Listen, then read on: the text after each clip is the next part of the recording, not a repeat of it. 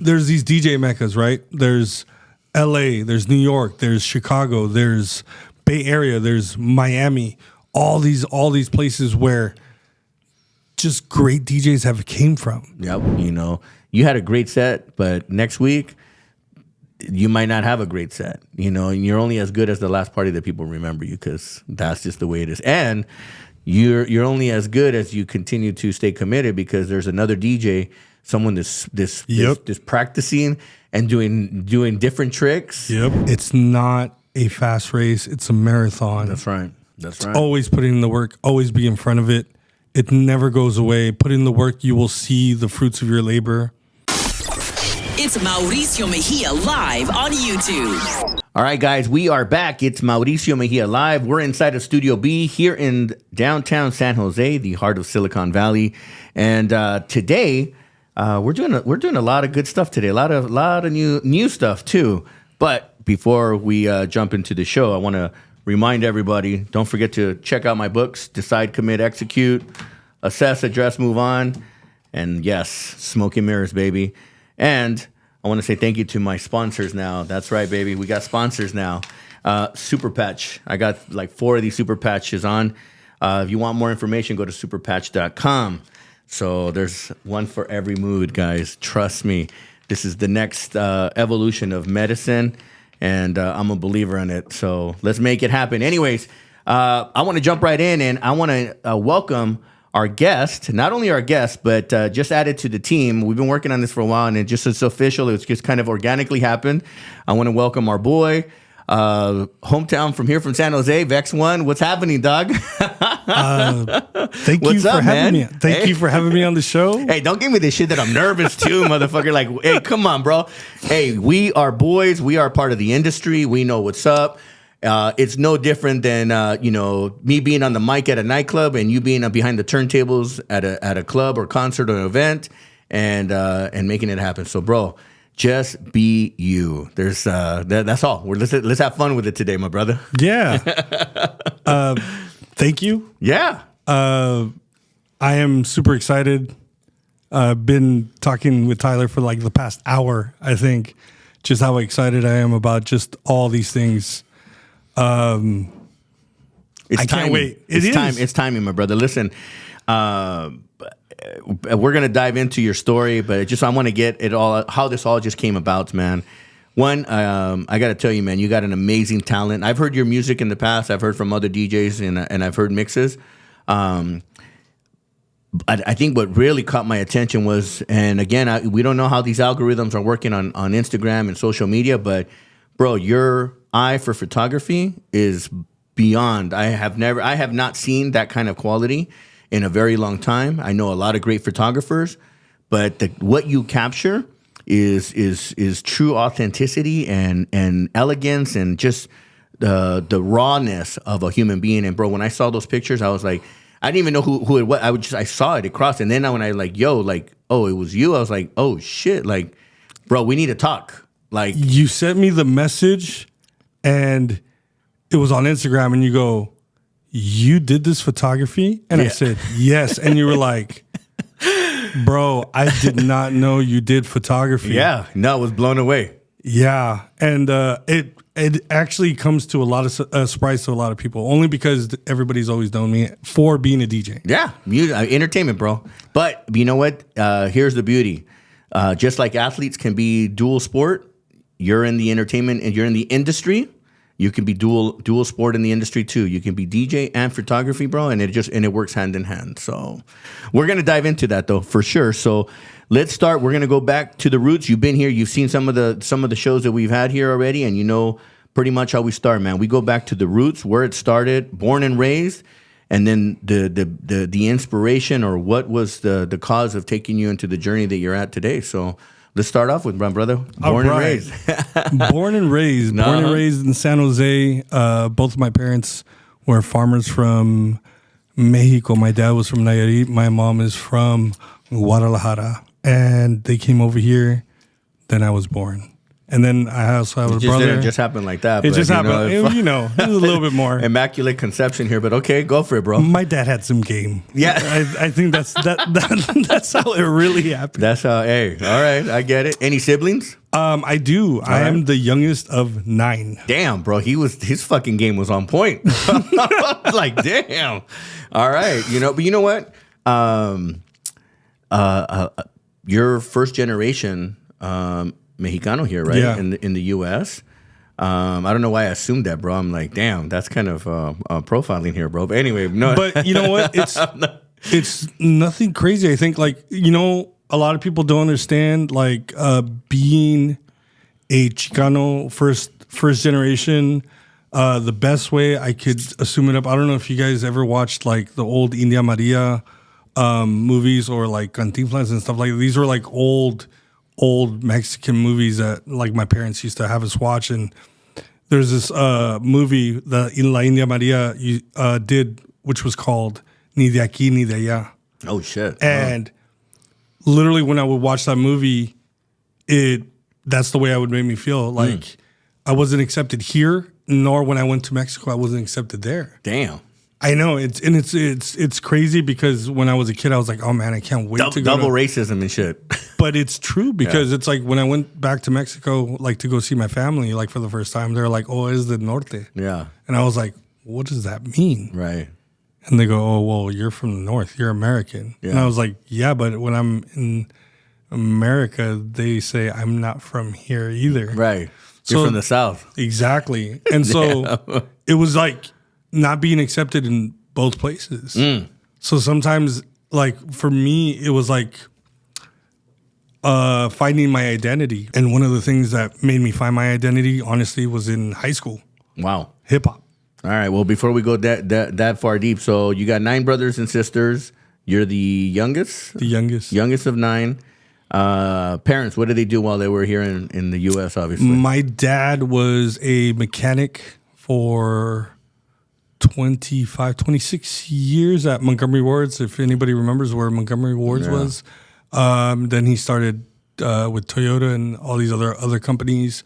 My mom worked at night. She worked at factories and just hardworking people, Got it.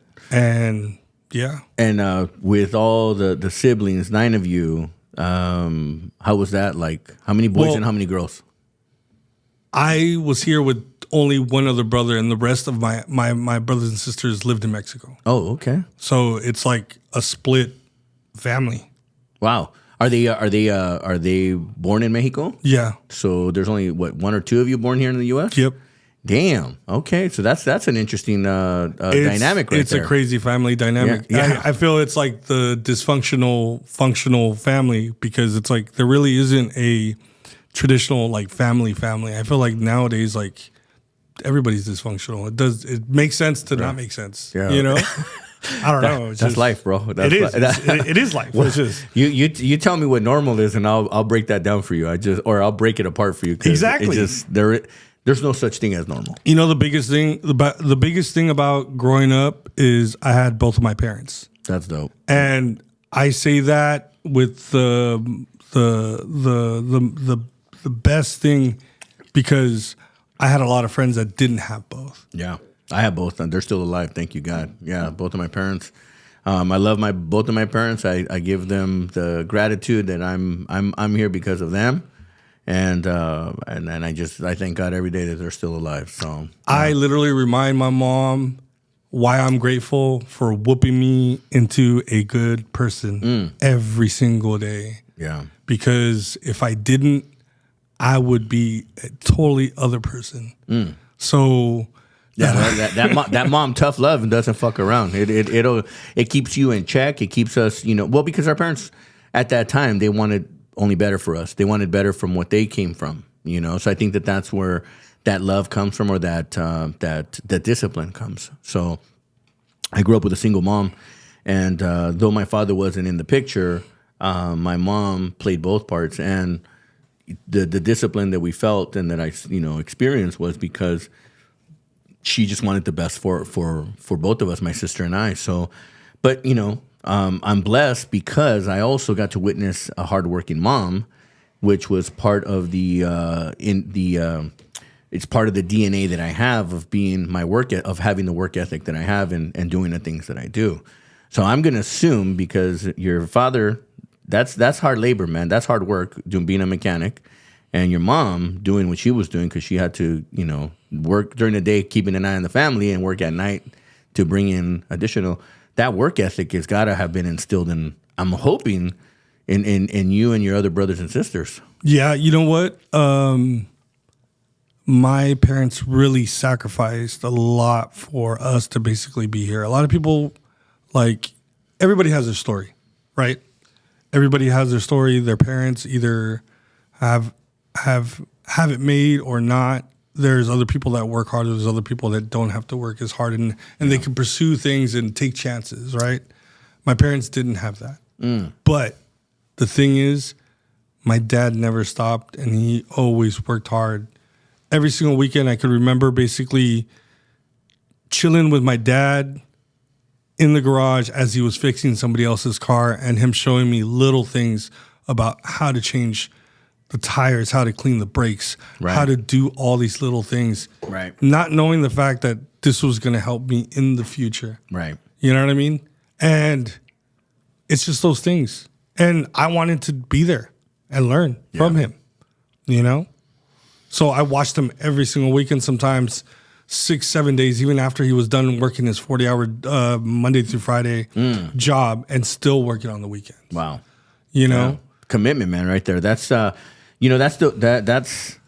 that's what it's about. And I wish that today, and there's definitely a lot of hardworking families that are out there. I think that as we're getting older and wiser, we're starting to see less and less of the younger generation having that kind of work ethic or that drive. But times have changed though too. So anyways, we're gonna move right along. So you're growing up here in San Jose. You said high school here, man. High school. We're gonna skip through the obviously the elementary and junior high. We're gonna jump into the high school because you said hip hop. And, I'm a big fan of music. Music is in my DNA as well. Music saved my life. I talk about it. I've shared this story before, growing up in the streets of L.A.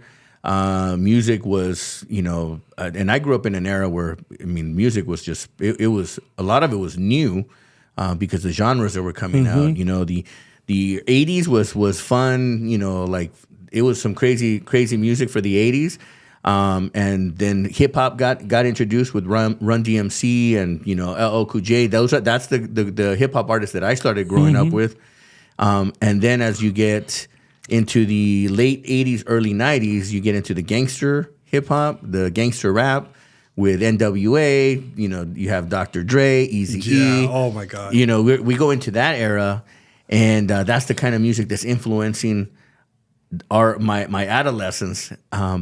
But dance music was about to explode in that time in the early 90s, and dance music I fell in love with because I just saw the glitz and glamours of all the people dancing, having a good time with fun music, and it saved my life because I could have went down a path of streets and gangs, but I chose down to be innovative promoter, entrepreneur. Get into the nightlife, promoting nightclubs, and then my journey started, man. And so I love music, man. Music is it's in my blood. So it is super cliches, but you know what? All of us say it. That's what I'm wearing today. Like even my heart today, I'm inspired today because I knew, man, that today was inspiring to me, knowing what we were gonna do. Yeah. Not only this interview that I was gonna have with you today, but just to be able to create with you and to launch what we're about to launch here in Silicon Valley. It is going to be a first of its kind because nobody else is doing what we're doing. And to be a pioneer in what we're doing, the way we're doing it, there's others that have done things, but we're taking it to the next level. And that's what we're about here. It's about creating and taking things to the next level and being the inspiration for that next generation, man, because it's going to go down. It's going to go down. I promise you. I promise you guys all watch. Just watch. That's what I tell people, man. The inspirations that we had basically growing up, man, I'm hearing everything that you're saying. It is cliches to say that, music saved, but it did. It saved us.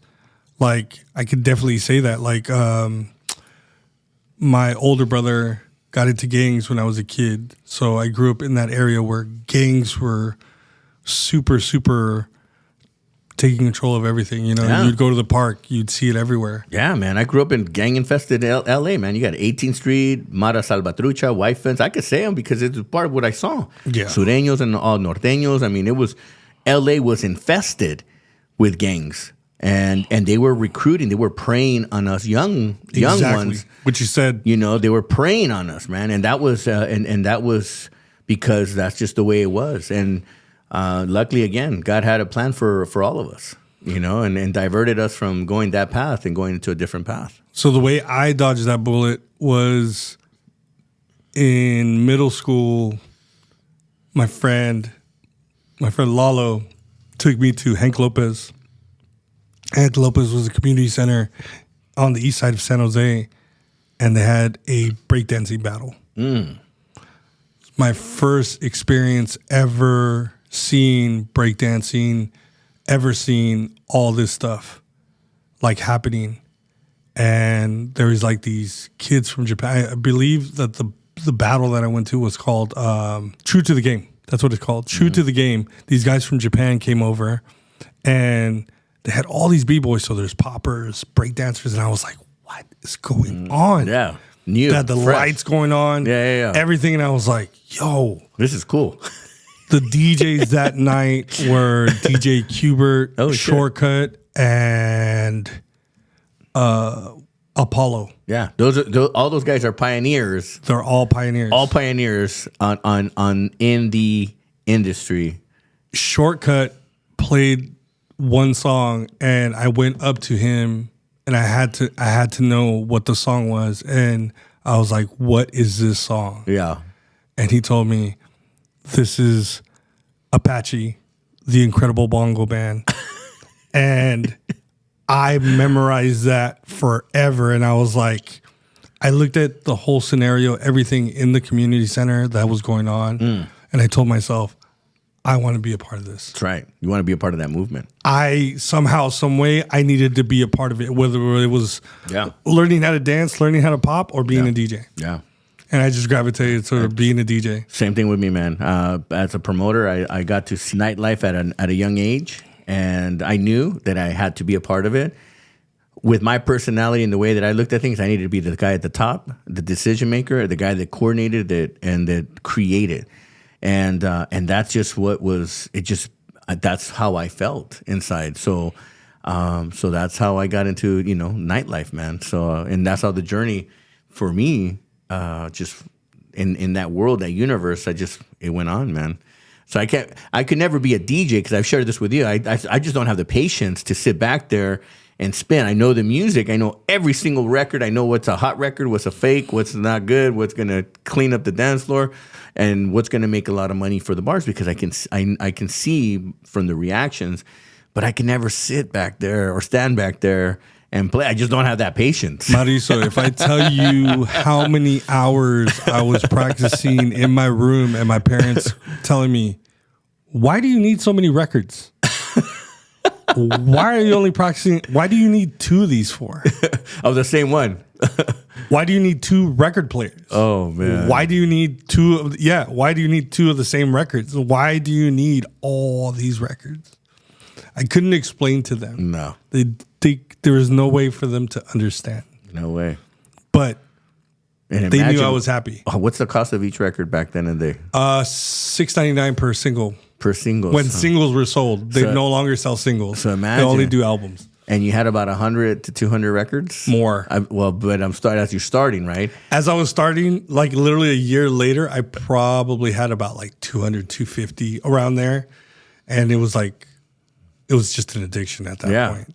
Yeah, no, you got to have the next best track, blah, blah, blah. Or if a record scratches, you got to go replace that Mauricio, record. I kid you not. Once I started going to the record, my dad would take me to the record shop every other week, and he would spend in the parking lot 2 hours chilling in the parking lot, letting me shop. Yeah, just fucking going through all the records. Oh, bro, trust me. I don't even have that patience. I couldn't.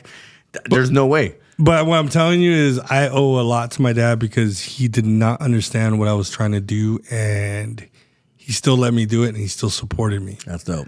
And that was one of the biggest things of why I pushed myself to become better, like just to better myself every single time. Nice. Because it's like it was one party I did.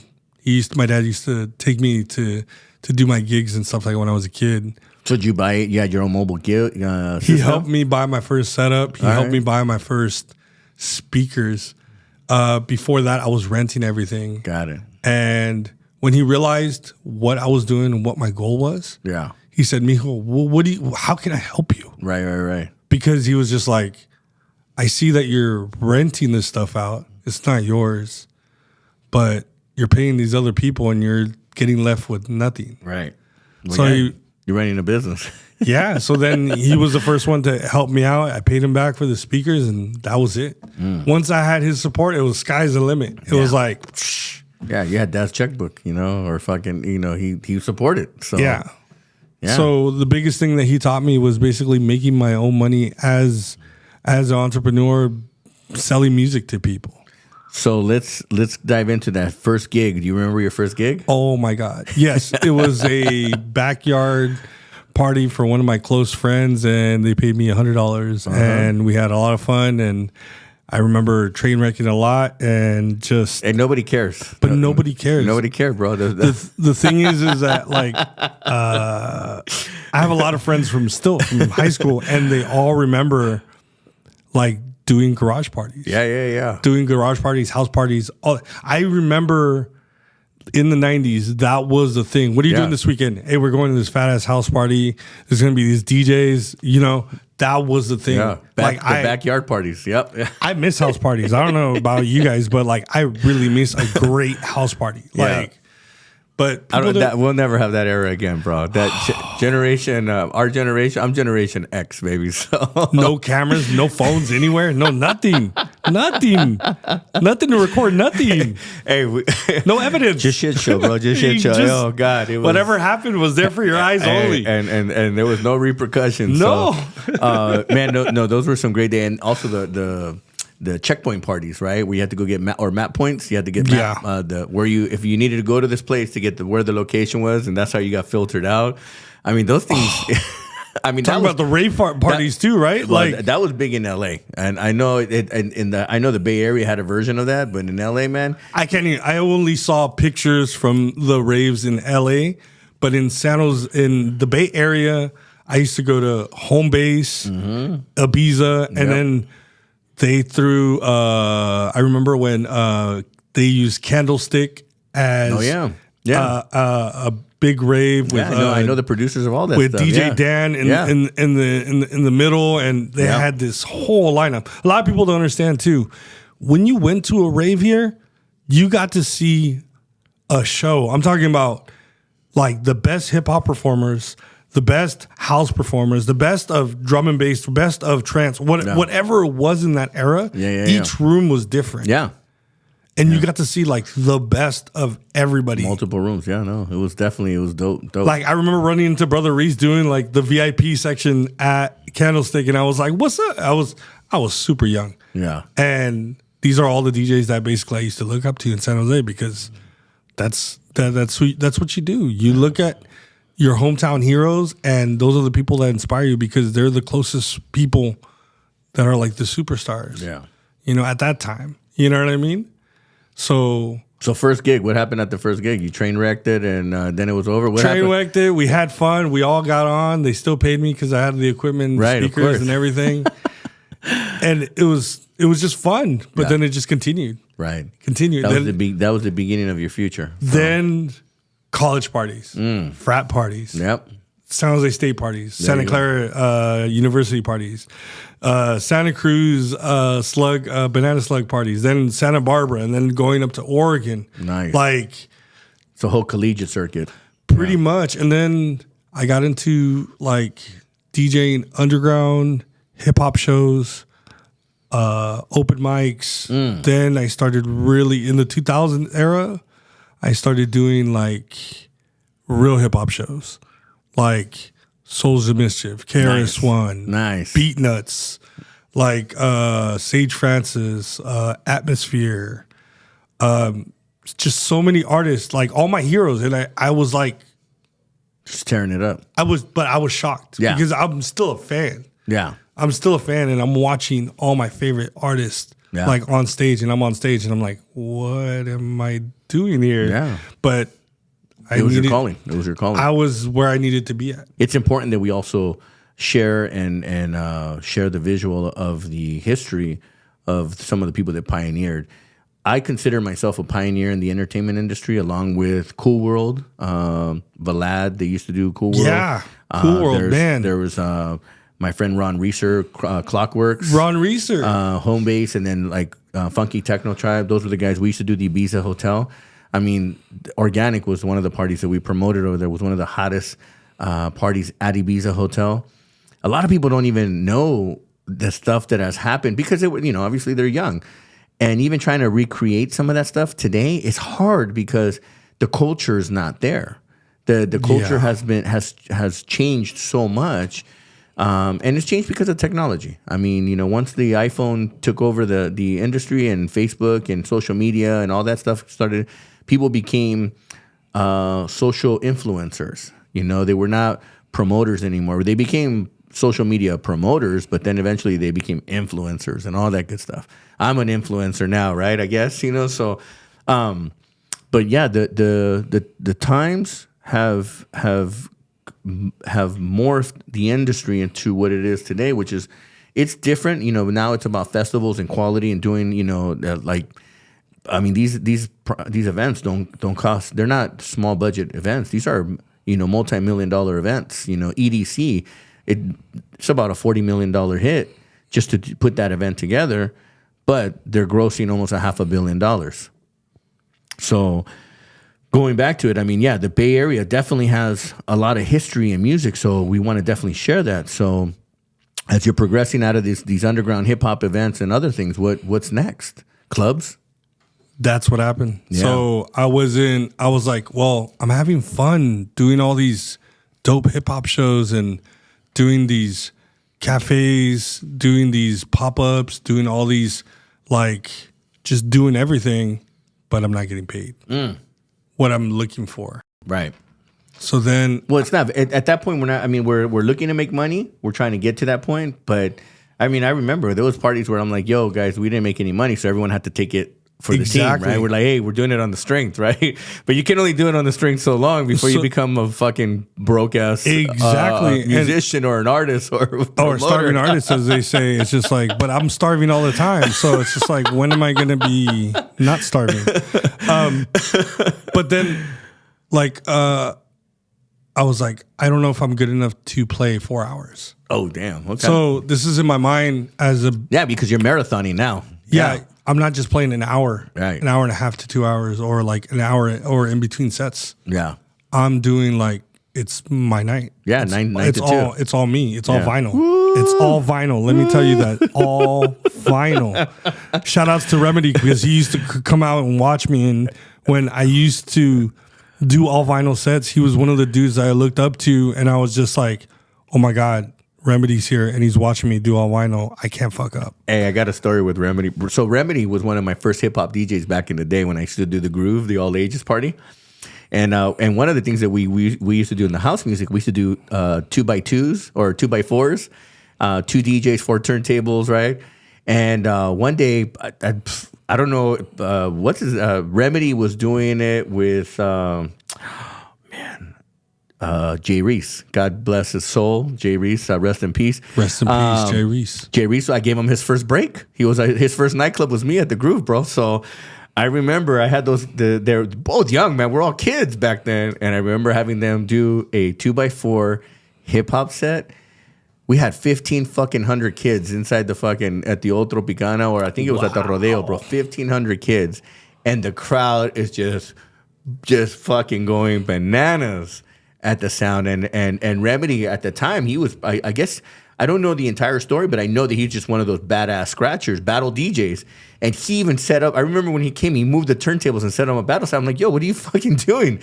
He goes, I got to have them battle style. I said, bro, no, leave them the way. No, I can't DJ if they're not in battle style. So that's when I first learned about battle style turntables or the way that they turned them. After that, I never questioned it. I allowed him to do what he did. And him and Jay Reese, bro, on a 2x4. Oh, dude. I mean, those are my younger memories in the nightlife scene, but that was the first time I ever seen that. And, you know, yeah, Remedy's still one of my boys, man. I love that guy. Yeah. We're gonna have to have him on the show, bro. He's all right. I'm just making sure, bro. I'm like, we got to see that list, bro. We're gonna stack this list up, man. We're gonna make this the Studio B, the live from Studio B mix is gonna be hot, bro. I think what a lot of people don't understand, honestly, Mauricio, is there's just something in the water in the Bay Area. There's these DJ meccas, right? There's LA, there's New York, there's Chicago, there's Bay Area, there's Miami. All these places where just great DJs have came from. Yep. Like, I basically have preserved, like, what I do is I preserve knowledge and I preserve, like, the history of hip hop and where it comes from. And, like, we're just so rich. Yeah. We're so rich in that culture. Yeah. That's why, I kid you not, why we have so many dope DJs come out from here. Yeah. No. They come out from here and they go make it big somewhere else, man. And then, you know, and that's one of the things that, again, I really want to get back to some of our roots. I believe that we have a shot right now. There's an opportunity to bring back some dope flavor and reignite the entertainment here in the Bay Area, because unfortunately COVID fucked everything up. Oh, by far. It reset everything, and a lot of people haven't gotten back into it, or we've gotten older. But I think that there's an opportunity right now, the next 5 years, to really be ahead of the curve. And I think that that's where we're going to be heading right now. It's, you know, during COVID, everyone got into Twitch, everyone got into Facebook mixing, they got into whatever version of way that they can mix is happening. But I'm telling you, man, one of the trends that I'm seeing is on these YouTube channels, man. There's guys, and that's why I was inspired, man. I'm like, can I tell you something? Can I tell you something that COVID did to everybody? It leveled everybody. That's right. So everybody became the bedroom DJ again. Even like three style champion, Four Color Zach. He's like amazing DJ, right? He said it best. He was like, everybody became a bedroom DJ again. It's true. And the thing is that this is what happened. Yeah. It humbled a lot of DJs because when you went on Twitch, you couldn't just be a DJ that scratched. You couldn't just be a DJ that mixed. You had to be the all-around DJ, the DJ that could be funny, talk on the mic, play the songs, mix, blend. Yeah. What kind of a DJ are you? Right. Because and a lot of DJs just need to shut the fuck up. Just don't talk on the mic, bro. I get that. Hey. There's we as a West Coast DJ, I would say I look down upon New York DJs that always talked on the mic. I am a DJ that lets their music do the talking. Yep. I was raised by that. I was raised on West Coast style mixing and blending. Doesn't mean that you don't learn other styles of other DJs from other places. But the biggest thing is it's about the music. It's not about like your voice on the mic. If your voice is on the mic all the time, then you're hiding your DJ skills. Right. And you're not letting actually people hear what you know how to do. Right. A lot of younger kids do that nowadays because that's what they rely on. Yeah. And that's okay. There's a style for everybody. When I used to run my clubs, I never allowed the DJ to get on the mic. I would control the mic because I'm the fucking host, right? It's my show. But I would always give credit, you know, to the DJ. You know, it's like, yo, you know, we got DJ so and so on the turntables. This is Mauricio on the mic. What's up? You know, now, you know, and get the crowd just fired up. And I'll even go the opposite way. There are great DJs that can really hype up a crowd being on the mic because it's a lost talent. Yep. To be able to Kid Capri. Yep. Bismarcky. all these old school DJs. Questlove. Questlove was like fucking dope for that. they're able to get on the mic and command a crowd. That's right. Make them do what you want them to do. And then there's DJs who don't need to get on the mic and they still do the same thing. So that's what was one of my biggest concerns was that a DJ gets on the mic and he fucking gets like a blah reaction. So I always wanted to make sure that if anyone's gonna fuck things up, it's gonna be me, right? So I'm gonna get on the mic and I'm gonna hype up my crowd, you know. And I knew all the buzzwords and what to say, blah blah blah. So that was my biggest thing, is that I don't want a DJ to at a peak of his song, you know, and come out flat on the mic, and then it's like, bro, you just killed the vibe. So it is, but a lot of people understand like. That's a very New York mentality to have. Yeah. They had MCs while you were DJing, so they had people basically and saying, "Hey, put your hands up in the air," and you would put your hands up in the air. Yep. You know. Yep. All you ladies make some noise. Yeah. One of my favorite ones. All the ugly people be quiet. I know exactly. That was one of the most popular ones. I used to always laugh so hard because one of the funniest people, Brother Reese used to make me laugh in the club. Just the shit that he would say on the mic. And shout outs to Brother Reese. Oh, I love Brother Reese. La Mara. I always fuck he with would him. Crack me up, bro. He can't do nothing without talking to the boss, though. Norma Jean, I got to give a shout out to her, though, too. Norma Jean in the house. Norma. So much love for Norma. Now we're kissing your ass is what we're doing. But that's the thing. It all depends on the vibe. Yeah. The biggest thing about the DJ is what kind of vibe they brought. That's right. Right? Yeah. The vibration of what kind of music. And this is another thing, too. Knowledge of music. We were talking about knowledge of music early on. Yeah. Knowledge of music is knowing and understanding what songs have a certain type of energy to do what you want them to do for the crowd that you have in front of you. That's right. That's right. I don't want to get too deep. I don't want to lose you guys. Music is a journey, man. The dance floor is a journey. I always tell people, and that's what inspired me today. You know, like I wanted to wear this heart. And for me, music is the universal language of love, right? And music is just universal, right? It makes you play good music, people get inspired. You know, it can take you on an emotional roller coaster. You can play some sad music, and it'll get you into a sad mood. You can play some uplifting music, and it can get you uplifted. And in the industry that we've been, it's about energy. It's about having a good time. It's about taking ourselves out of those problems, those daily, weekly, monthly, whatever problems or whatever situation we're in our own heads. It gives us that freedom, that ability to go dance and just enjoy and meet people and get out there. Also, take it just a little bit further. Also, music is a time machine. Yeah. And I say that because you can hear a song and it'll take you back for the first time you heard it, and it makes you feel like that moment that you remember, and you're like, man, I haven't heard this song since.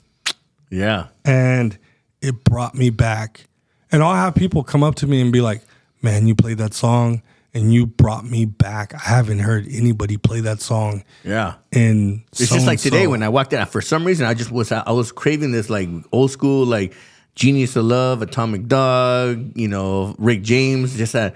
I don't know. I got that. I was channeling that vibe. I was like, that's how I feel. Because you was feeling that funk. I was feeling that funk. I told you, I said, I want to hear some. I'ma say, Mama Sa, Mama Kusa. Like bro, Michael Jackson, the shit, bro. Like that's the music that would fire me up and take me back to, like, I know where I was at when that song was. I was jamming on the dance floor with some hottie. I was like, what's up? You know, I'm the promoter. You know, don't worry, I got you. Man. See, that's what I would tell the DJ. Hey, I need you to play the song, you know, because I'm about to go dance floor. Really, you're like, I need to look good right now. I got my best dance moves right now. I got to do this routine for 3-4 minutes, and then I'm done ski. Anyway, he said routine. I love it. That's what's up. Hey, man, I got to tell you, and we're gonna create a version of that now and today, and what we're doing. Again, going back to the industry, man, what has been your biggest motivation? And then I want to dive into your what's the influence or the what do you gravitate or grab for your inspiration to be creative? Because not only did you master the art of DJing and the music and the journey that you take people on, but bro, you took your shit to a whole different level with photography. I mean, that's what you've shared with me, that what you've done in 2 years, it takes people up to, I mean, sometimes they don't master it until, I mean, it takes years. So what's that drive that's in you that continues to want you to master the art, because it's an art? I feel like so I had a decision when I was a kid, when I was in high school. I took photography for class, and then I just learned literally what hip hop was, and I saw the elements of it, and I could only pick one, and I picked DJing, knowing the fact that I love photography. Been doing DJing for 28 years. 2 more years, I got 30 years under my belt. Dude, I did 25 years of entertainment, bro. You got me by 5 years. So it's not you, and you, Ricky, and Brandon, when you guys had their interviews, all said the same thing. It's not a fast race, it's a marathon. That's right. It's knowing the fact, putting in the work. That's right. Always putting in the work, always be in front of it. It never goes away. Put in the work, you will see the fruits of your labor. I'm seeing it, man. I'm seeing it. I'm telling you right now, what we're creating, what the team has created here, the support that I have for my show, for what we're doing. I'm seeing the tree grow, and I'm seeing the branches come out, the leaves grow, and then the fruit that's coming out. It's just a matter of timing, but it takes time, energy, effort, money to keep things going. Nothing happens overnight. Ever. And the thing is that like, I've had friends since high school say, "Oh, you're still doing that little thing, that DJing thing?" Yeah. And I go, "Yeah, I'm still doing the DJing thing for 28 years." Yeah, I got asked, "Are you still doing that little podcast show you're doing?" I'm like, "Yeah, it's grown. It's about 42,000 subscribers organically, by the way, So I always tell people, and I say that jokingly because a lot of people didn't believe in me, right. And more so, I feel like you have to believe in yourself, and you have to, and I'll get to the photography thing on that. I've met so many great people with the DJing thing and the hip hop thing and the nightlife thing. You just have to do right business by people. You have to do right, no matter if they've done you wrong. You let that bridge be open. Do not burn that bridge. But you know what? Kill people with kindness. You're too nice, bro. Yeah, but the thing is that I know exactly what you're saying. The biggest thing is learn your lesson, let it go. And that's what I've learned as being an adult. As an adult, I could tell you it's a hard pill to swallow, but you know what? Kill people with kindness, and they will see the error in their ways. And if they don't, they'll never see it. Yeah, no, absolutely. And that's okay. I'm in agreement, yeah. You know what I mean? That's okay. Yeah. It's okay to disagree with people and still see other people's perspective. Yeah, yeah. But the purpose is to see the other person's perspective. Yeah, well, people want to be heard. People, life, man, it's just interesting. I posted today, I put this post that it caught my attention. It's, revenge is not in my DNA, because I know it's just a matter of time before you fuck yourself, especially if you're doing wrong by people. Karma has a way of coming back. Crazy. I mean, I've seen it even in the DJ world, in the entertainment industry. It has, that's why we have to, be careful on how we operate in the entertainment, because I always tell people, you're only as good as your last party. You had a great set, but next week you might not have a great set, and you're only as good as the last party that people remember you, because that's just the way it is. And you're only as good as you continue to stay committed, because there's another DJ, someone this practicing and doing different tricks. Yep. That is gonna shine out. That's gonna outshine you. So you got to keep yourself sharp. Marisa, and consistent. You know how fast this industry. Oh yeah. Changes up on people, and the thing is that you just have to work hard for it. Yeah. Like, It all depends on you. That's right. Always depends on you. That's right. Like, and I feel like that's the reason why I'm still here. Yeah. Because the right people have seen me. The right people. Yeah. No, thank you, bro. And- Thank you. Thank you. Thank you. Thank you. But bro, talent recognizes talent, bro. I'm telling you, you're multi-talented, and I think that's why we gravitated, because I'm right now, like I've shared with you and I shared with the team, I'm only as good as the team. We got to build, and we can only do great things as if we build together. People that want to do things by themselves, you're going to get somewhere, and it's going to take you time. And some people don't have a lot of time. You know, if you can get there and faster and greater places with a team. And bro, by the way, the pictures you took of me, effortless, bro. I've been in studios where I'm like 2-3 hours. how fast did I do that? Bro, like less than 30 minutes. Less than 30 minutes, you'd say, here, sit down, blah, blah. And I was like, oh, okay, boom, boom. And then next thing you know, like an hour later, you send me some samples. I was like, oh, shit. Like, what? So, And those aren't even the pictures. Like, that's not that. Imagine we put some time and energy on that. I know I told you, I didn't even set up like the big stuff or anything. But going back to high school, that's always been my obsession. I've always taken pictures. Nobody knows this about me. Within 2 years of picking up a camera, I've learned how to get paid. Most importantly, get paid. A lot of people don't understand. You learned that from the DJ world, bro. Yes, Yeah. exactly. And no, but that's the thing. Yeah, and you need to take half of it. Everything up I front. learned from the DJ world, I applied to the photography world. I know.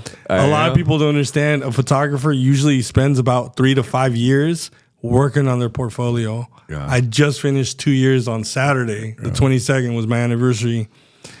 Picking up a camera, and I've going on tour with a Hawaiian reggae artist, Jordan T. I got hired. By the way, he's off the hook, bro. Jordan T is off the hook. Up and coming superstar Exactly. reggae artist, and he's off the hook. Got hired by the 49ers. Nice. They reached out. Hometown team, baby. Let's go. Hey, Super Bowl this year. We got That- we got to make it. We got to make it. That blew my mind. I was like, Mauricio Mejia hired you, bro. yeah. Mic drop, bro. Come on. All these opportunities. And there's going to be so many more.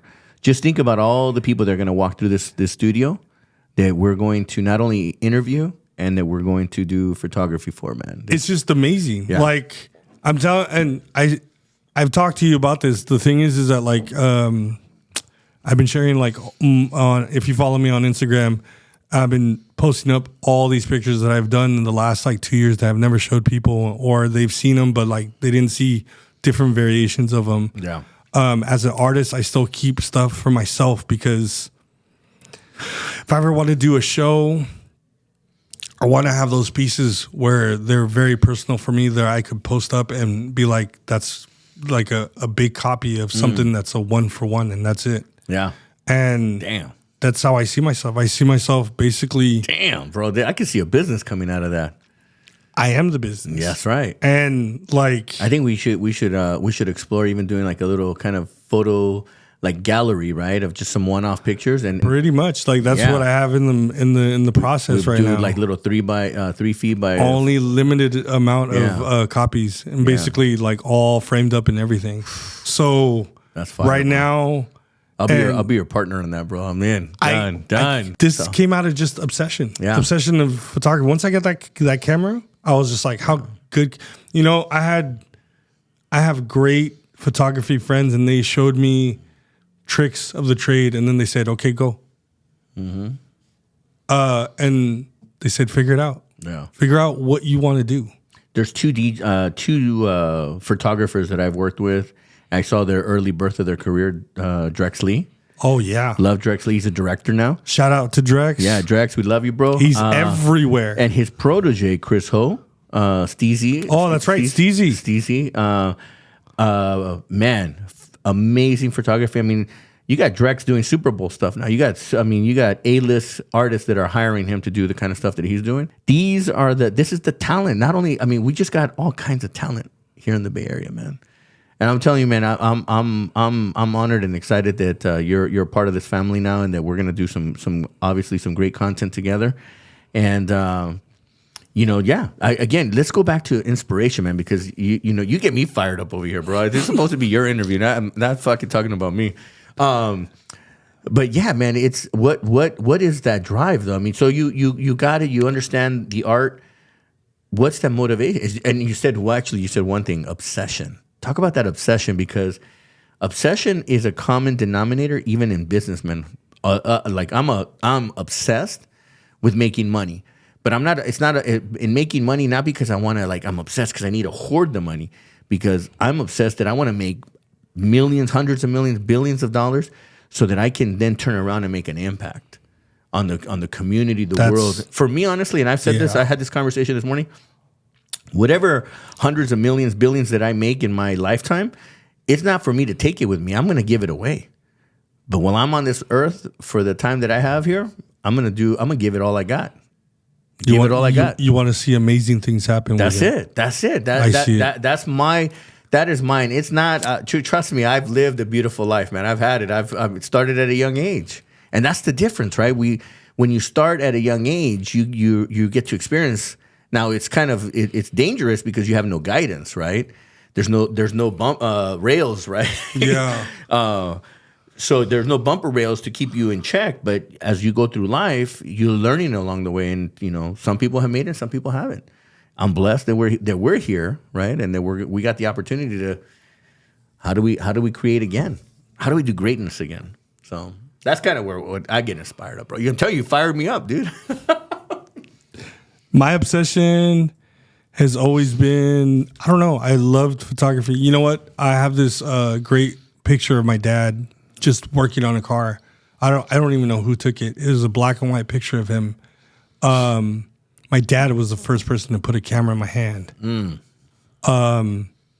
He told me, don't break it. Yeah. But it was the most expensive thing my dad ever bought for himself. Yep. He did not know how to use it. I learned how to use it.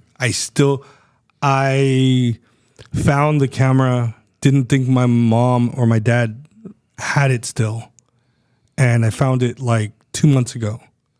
And I'm gonna fix it and reuse it. But that's real film. That's real film. Real film roll. You got to go. So in high school, I learned how to basically work in a dark room, do film and all that stuff. I mean, I need to take another class to remember because everything has changed. There's still certain things that you could still do. But anyways, that obsession of just taking pictures, like I've always been about it. Like when I picked up the camera the first time, like 2 years ago, like a real camera, not like just my phone. I used to just take pictures with my phone all the time. Ask my friends.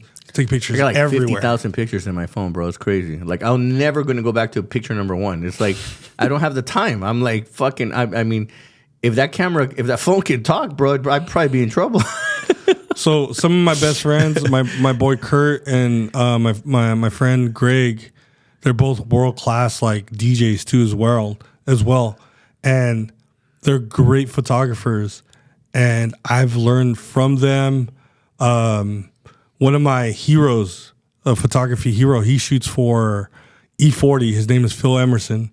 He does amazing work. These guys all inspire me. Like Phil Emerson is from San Jose. My boy Kurt, he lives in Hayward. Greg, he lives up in San Francisco. All these people have taught me so many things about photography, and I just ran with it. Like, I have this obsession to make people look beautiful in pictures. Yeah. Like, it's the reason why, like, I love it. I love the reaction that people get when they go, wow, that's me. That's me. Yeah, I said the same thing. I'm like, bro. And they don't ever see what I see. Right. They see somebody else in the mirror. Right. In the morning. Woo. But the thing is I deep. see them That's in a deep. different way, and I tell people, just trust me. Just trust what I'm going to do and be yourself. Like the biggest thing for me, what did I tell you when I took those shots? I said, I don't want you to to just pose. I want to see Mauricio in these pictures. Right. Yeah, just be. I don't want to see like somebody doing this duck face on that you don't ever do in real life. You only do on Instagram when the phone is on and you're about to take this picture. There's this one picture. I don't want to recreate that exact one, but I'm a fan of Steve Jobs, and my next book that I'm working on is called Inflict Power. I have the visual. I already visual of the picture. I want a headshot of me, like fucking with my like boom, like I'm looking straight into the camera. I want my eyeballs to have like the either the rings or the light, just kind of, and where half of it you can see shadow, and then the other half you see light and black and white, bro. That's gonna be the cover of my next book because I'm coming out hard on this next one. Inflict Power, bro. People are like, what? I'm I'm sorry, you already got some work ahead. I dog. could already see it, and it's gonna be black shirt, black, just deep into thought, bro. Like I wanna when people look at that book cover, I wanna pierce their fucking souls with that picture. So that's I don't want to get too deep, but I'm gonna say this. If you don't believe in pictures, wait until they're the last thing that you have. Woo. Yeah. Very deep. I've seen that meme quote a lot, and it resonates a lot with me because it's like when you have powerful things like that, you tend to keep those things. They become very personal. Yeah. I believe everybody should have an amazing picture of them in their lifetime. That way it reminds them of the time that they were in taking that picture. Because then it really, really, really brings them back to that time and go, man, look how handsome I was. Or look how beautiful I was. Yeah. You know? Fucking look how good I look now. Yeah, exactly. But that's the thing. I think we they're just that different version, you know? Yeah. Like today, now, when I look at where I'm at today, I love where I'm at today. I can embrace it and appreciate it. Because I know that it's taken a lot of hard work to get to where I'm at today. Brother, I can feel it. Yeah. Like I feel the energy, the vibration. Yeah. No, and good.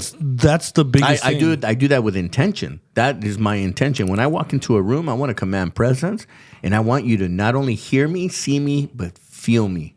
And that is how I walk into rooms when I do business, when I go into a social environment. As we now go into the space of where, man, I'm just in a different phase right now in life, and those that surround themselves with what we're doing, right? All of us that surround with the vision that we have, bro. We can keep going on and on, man. I want to know a couple things. Not only the inspiration, but what is? By the way, we didn't even get in, bro. You married? You have kids? Fucking, what's up, dude? Single. All right. Kids. Single and happy. There. Single and happier. Oh wow! Hey, bro. Hey, you know what? I got to tell you. Oh wait, no. Hey. For the Gen Zers, working on myself. Ooh. Oh my bad. Damn. Is that the right answer? Damn, bro, you hit it. Hey, you know what? There's nothing wrong with making yourself better. Hey, 100 million%. I'm on that vibe now. I never want to look back. I just recently got out of one of the most fucking craziest experiences of my life. I was under a fucking spell, and honestly, being Mauricio Mejia, fucking me, hello, like I just never thought I would have gotten played the way that I got played. Or I feel it happens to the best of us. I feel like look. I believe in love. Don't get me wrong. I believe in love. I love seeing people in love. I did weddings for I don't know how many. I'm doing pictures for people that are actually in love and they're having babies and kids and stuff like that. So I believe in love. I just feel like, I feel like God has a sense of humor. I just feel like damn, maybe like you're not always. I just feel like maybe one day it'll happen. Oh, bro. I just feel like everybody has that one person that will be that person. I've already given permission to all my friends, all my advisors on my team. The minute I ever walk into a room and I ever say that some bullshit like that, they have my permission to fucking give me a cachetada. I'm both like, tra, like just fucking like, no, like, no. Like, and I'm like, Thank you for slapping the shit out of me and slapping it out, because and I hate to say that, because I'm a believer. I want to believe that there is that person out there that can truly become that one. And I've had some amazing human beings, women that have been in my life, and we're not going to go into relationships now, Doug. I don't know how we teed off into this, but I got to tell you, man. How about this? Let's just cut that shit, and we're going to go back to, like, I'm in agreement with you. I love being single. I call it super single, and I'm working on myself. Yeah. And what 2025 is looking like for me, it's all about personal growth, taking it to a whole different level, refocusing myself, and building that $1 billion dream empire that I'm looking to build with all the right people that are around me. And those that are around me that believe in the vision, we're going to all grow together. And we're going to take some shit to a whole different level here in the Bay Area. So I'm excited about that, man. Personal growth in the last 2 years, I've realized a lot about my potential. I've realized a lot about how fast I can move. And I'm saying, like... And we're working on it, bro. I had to jab you a couple times, like, hey, I want... Part of the reason why I did what I did is because that connection that we have, not only as industry colleagues, but we're working together now. And we need to make sure that we're all stay healthy, man. Yeah. And the fact that you were open and you took it to not too hard, but you took it in as I told you. Yeah, bro. Just the same way that would happen to me. Okay. Same way that happened to me. Let's talk about this. Let's talk about this. The day you told me, what did you see me doing on Saturday? Bro, you started hitting you started doing your walks. You started putting in the work. This is a real story. Yeah, no, this is straight up. Mauricio texts me, hey, brother, you're just going to have to do something about your health and blah, blah, blah. And I told him, brother, I am with you all the way. And then 2 days later, you went to the park I was at, basically doing my routines, and I'm out there, and I was like, there's Mauricio. Yeah, bro. I was checking on you, dog. I was checking. I knew that the universe sent you on. I was like, oh, the universe sent you on. And what made me feel is that it's like I tell people, man, people that want to do collaborations, do business with me.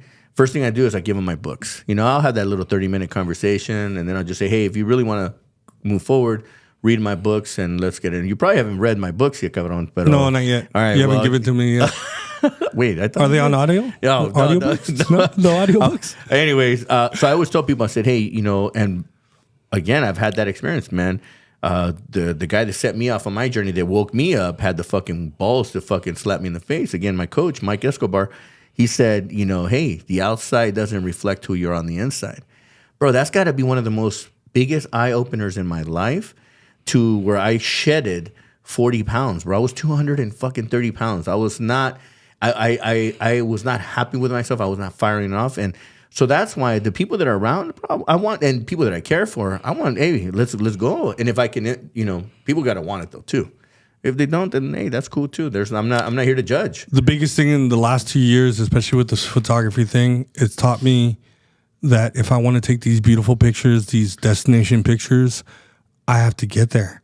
And the thing is that damn, that's deep, bro. It's only me stopping me. That's right. It's only there's nothing else stopping me. Let's go, bro. Let's go. Like, I've told the team and you how I feel about photography. Yeah. And how confident I am with it. Yeah. And it's the most confident I ever been with anything. And this is only 2 years. Damn. And I knew when I went to New York. I went to New York for the 50th anniversary of hip hop. In New York, in the heart of New York, I did every single day, and this was to convince me and telling me, can I do this every single day? I did 19 to 21,000 steps every single day for about 7 days. And I told myself, if I'm not fully committed to doing this photography thing, I should just stop now. Yeah. Yeah. You pushed yourself, bro. Pushed yourself. Yeah. And I told you, like, that's where my obsession comes from. Yeah. My obsession comes from because there's no plan B. I am the plan B. Woo. Deep, man. Deep. And sometimes people, I understand the people have a plan B, a plan C. Some people don't, and I don't. And I have to make it happen. That's right. And sometimes when you're put into a corner, you're going to have to either show up or not. And if you're not going to show up for yourself, who are you going to show up for? That's right. That's right. You know? Oh no, trust me. I have those mornings where I'm just like, I don't want to get out of bed. Fuck the world. Because you can, right? But the thing is that what motivates you to get out of bed? Yeah. I give it to the people you have interviewed already, which was Brandon and Ricky. Hearing their stories here, man, like super inspiring. I was with Tyler, just talking, and I was like, man, this is so inspirational. Yeah. It what it does for me, and this is why I love doing what I do here, is it reminds me I'm not the only one that's going through it, you know, or growing through it. And this is why it's a reminder when I see a Brandon BQ, or I see a Ricky who's, you know, a virtual millionaire, right? It just the stories that they share, and it just reminds me of the things that I've been through, the journeys that I've gone through. So yeah, man, it's in those moments where you're just like, fuck, I don't want to get out of bed, or I don't want to go to the gym, or this, and then I'm like, no, dude. Then the way I check myself is like, I'm just grateful that I woke up, that I can actually get up. And then once I start taking that gratitude, or I start looking at it that way from a being grateful, my energy shifts, because there's people out there that can't do what we're doing today. You know, imagine the guy that can't take pictures because he can't see, but he might have other talents, you know, through music or something else. You know, it's just crazy stuff, man. I don't know. I'll bring it up right now. I am not rich by any means necessary. Oh no, you're rich, bro. You're rich. But I am rich. Yeah, I am rich in talent. I am rich in friends. I am rich in family. I am rich in all these other things. Yeah. Yeah, that's part of the training I'm going to have here with you, bro. You are beyond rich. You are rich of, you're right, talent. What's coming next is going to be the financial part, and that just comes with timing. It all will come and it'll align itself.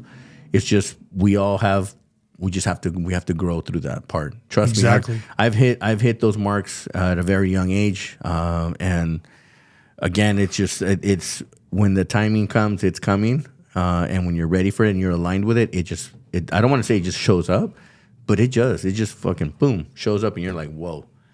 People think that it's overnight success. No, they don't see all the hard work prior. If I tell you, Mauricio, I know I didn't tell you this, but for anybody that knows me, like really knows me, the last 2 years, even when I didn't have anybody to shoot with, when nobody knew who I was, I would go out 5-6 days a week and shoot at night during the day just to shoot here in San Jose. So if I ever shot you in downtown San Jose or just around in nightlife, just know that that's what I was doing. Nice. Literally. And people don't know those sacrifices. That's right. That's what I'm saying, man. It's people only see the highlights, and that's exactly part of where the world is at now, and that's a whole different topic in itself, man. Let's go back to if you can either give your younger self advice, or you can give the audience out there some advice, some words of wisdom. What would be some of those key nuggets that have helped you get to where you're at today that you'd want to share with the world? Some advice I think would be do the things that make you happy, and those will probably be your career paths. Honestly, I've been telling this time like all day. I should have done this 15 years ago. Nah, it's timing. It is. 15 years ago, we wouldn't be where we're at today. Exactly. So it's I'd never look back. I just hey, we're at where we're at today because that's just the plan. Mm-hmm. And now what we're gonna do is we're gonna embrace it. We're gonna leverage it, and we're gonna grow with it and take it to wherever it's supposed to be. Because at the end of the day, we don't even know. You're right about that, because it's taking me less time to get where I'm at. Yeah, and that blows my mind. It's crazy, man. Well, we're gonna continue this because you're part of the family now. You're gonna be definitely people are gonna be hearing your name around the show a lot more, and we got a lot of other things that we're working on. I'm excited because after this, we're gonna be diving into some new content creation that we're gonna be doing here in Studio B. But again, I also want to thank you for taking the time and believing in my vision, bro. Because I think I did in my part. I sold you on a vision, and I think you're in agreement with it because you're here with us now. But I think that we're gonna do some amazing things together. This relationship reminds me of, I don't know if I shared this with you. So when I got into the nightlife scene here in the Bay Area, I became very good friends with DJ David Garcia. And David Garcia was, we were from LA. He was going to Berkeley, and I was going to San Jose State. And we got introduced through a mutual friend. And we had a lot of commonalities together. The beautiful part is that he handled the entertainment, the music part, and I handled the promotions and the administrative, the back end stuff. And that yin and yang, that balance just worked, and we became very successful at a very young age. We used to rock all the college parties in Berkeley, and then we graduated into the nightlife, Sound Factory, City Nights, Funhouse. I mean, everything. Just San Jose, we dominated. Man, all the names. Groovy Sundays at back in the day. So this what we've created here reminds me of that, and I have it's such a good memory for me that I feel like I'm having a full circle now where we're about to create some massive movements, some massive people are gonna be like, where did this come from? So I'm excited, man. So let's create. Let's create. Cool. I want to thank everyone again for watching and tuning in. I want to thank our guest, Vex One. DJ Vex One. If they want to catch you on social media, how do they catch you? Instagram, DJ Vex One, all one word, all spelled out. My photography is Vex Shot Me, all one word, all lower caps, everything. Sounds violent. Pretty. Vex Shot Me. All right. Sounds good. No. Not like that, though. Yeah. All right. What about Facebook or anything like that? Or just... it's all the same. Okay. It's all linked up to the Instagram. I usually just stick to one platform. And actually all platforms. So on Thread, on TikTok, all that stuff. All right. So well, again, want to thank everyone again. Mauricio Mejia live inside of Studio B, heart of Silicon Valley, downtown San Jose in the Sofa District. I want to thank my sponsors again, Super Patch. And don't forget, look up my books on Amazon. All right, guys. See you on the next one. Like, comment, subscribe. Mauricio Mejia live on YouTube.